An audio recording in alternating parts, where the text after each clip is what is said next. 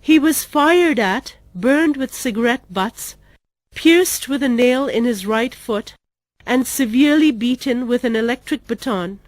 The wounds and bruise marks visible on his body is a testimony of the brutality he was subjected to by the Chinese authorities.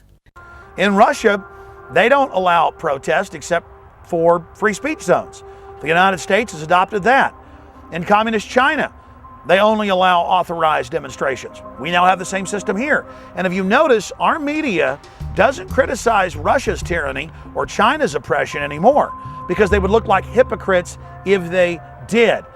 In the past, our government would criticize the North Vietnamese or the North Koreans or Fidel Castro for torturing people.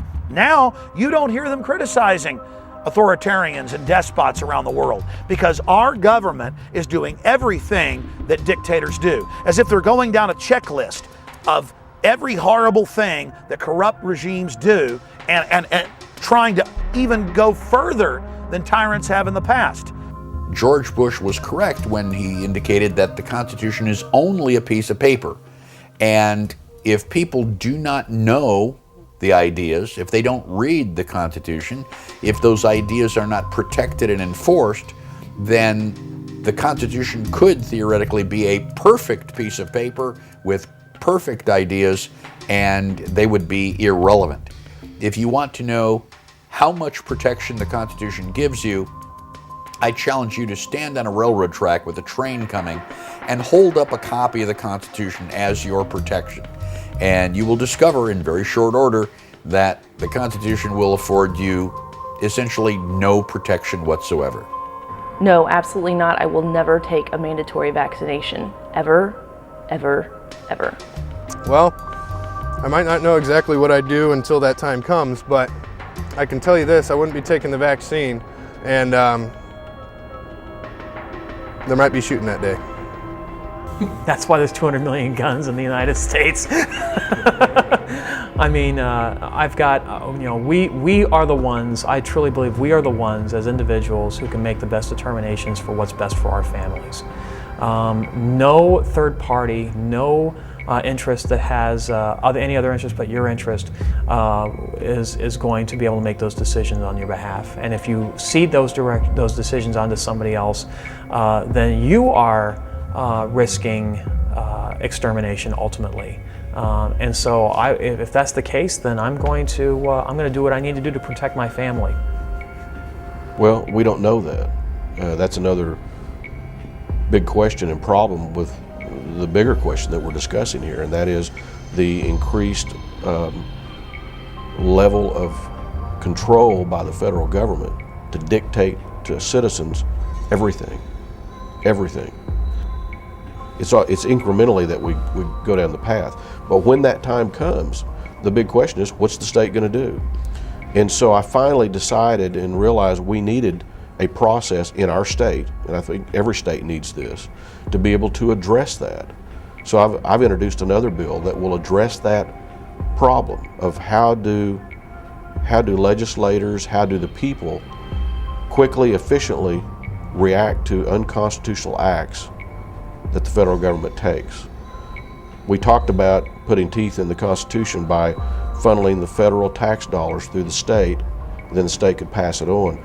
We also need a mechanism in which state legislators can easily bring a question before the House or the Senate, the legislature, address that issue that's unconstitutional, they believe is unconstitutional, and then be able to address it publicly, openly, and vote it up or down.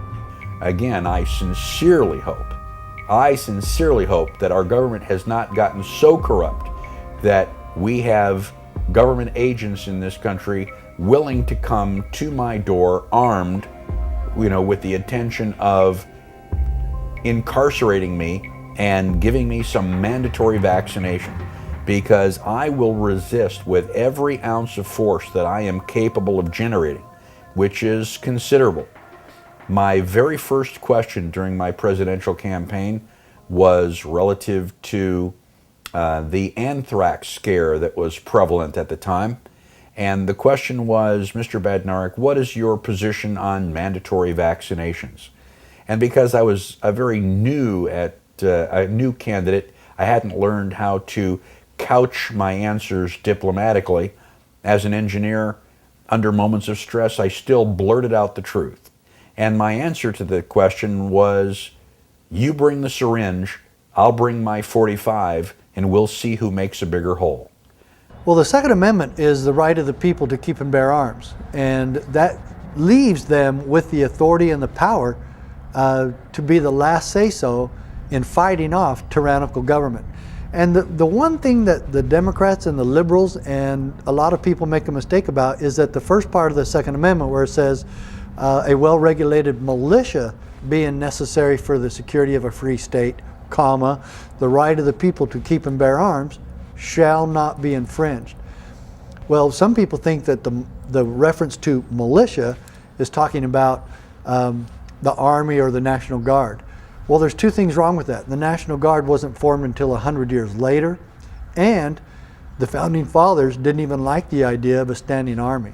So they certainly weren't guaranteeing the right of soldiers to keep and bear arms. The discussion, they say, well, they never envisioned machine guns, and yet they did have weapons that were capable of firing multiple rounds at once. In fact, they were experimental, but they did exist. They knew about them. Personally, I think it's one of those balance issues, that if a person can engage their target. Well, the Second Amendment says the right to keep and bear arms. It doesn't specify what type of arms, and it doesn't specify pistols, shotguns, rifles, assault rifles, whatever. It says arms. So I think what you just described there, the fact that a populace should be able to defend itself from their government, if necessary, includes the right to have any sort of weapon that the federal government or any government has. I draw my line in the sand when I know beyond a shadow of a doubt, and I can feel it and see it, taste it, that my rights are being violated. That's when I take a stand. Would you be willing to be forced vaccinated? No. Then would you be willing to go to a quarantine camp? No. What do you plan to do if they come knocking on your door? Well, you bring your syringe, I'll bring my 40.